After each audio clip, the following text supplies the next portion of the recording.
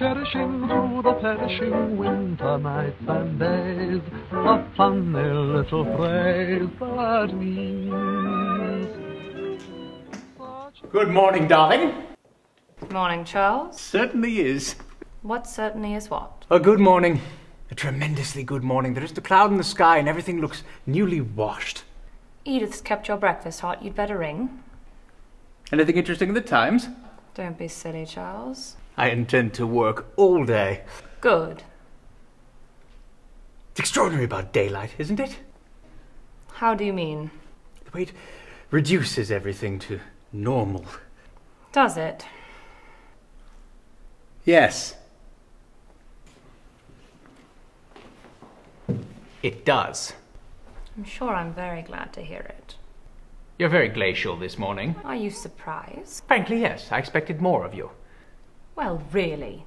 I've always looked upon you as a woman of perception and understanding. Perhaps this is one of my off days.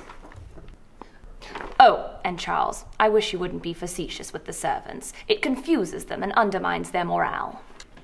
I consider that point of view retrogressive, if not downright feudal. I don't care what you consider it. I have a house to run, and you don't. Are you implying that I couldn't? You're at liberty to try. I take back what I said about it being a good morning. It's a horrid morning. Now look here, Charles. In your younger days, this display of roguish flippancy might have been alluring. In a middle-aged novelist, it's nauseating. Would you like me to writhe at your feet in a frenzy of self-abasement? That would be equally nauseating, but certainly more appropriate.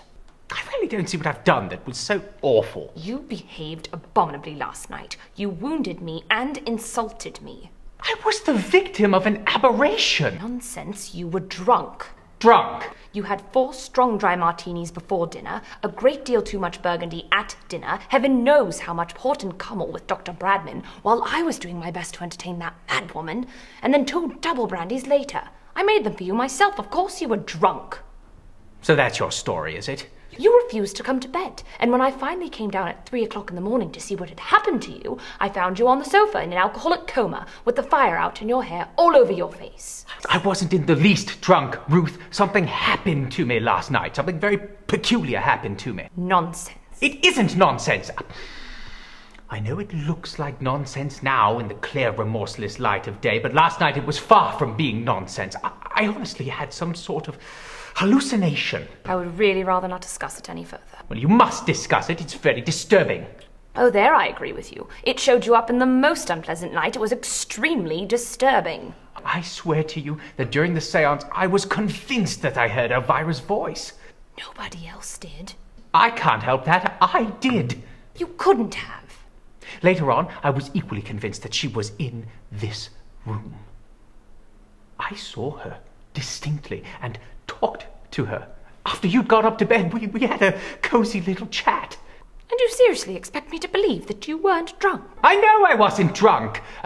If I had been all that drunk, I should have a dreadful hangover, shouldn't I? I'm not entirely sure that you haven't. Well, I haven't got a trace of headache. My tongue's not coated. Look at it. I've no desire to look at your tongue. Kindly put it in again. I know what it is. You're frightened. Frightened? Rubbish. What is there to be frightened of? Elvira. You wouldn't have minded all that much even if I had been drunk. It's only because it was all mixed up with Elvira. I seem to remember last night telling you that your views of female psychology were rather didactic. I was right. I should have added that they were puerile. That was when it all began. When what all began?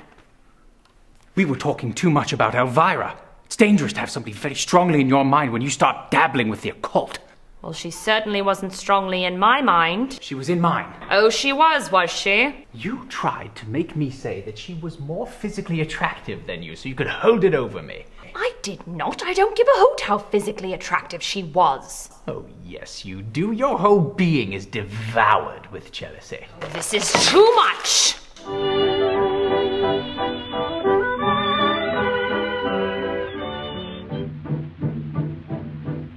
I've been cherishing through the perishing winter nights and days.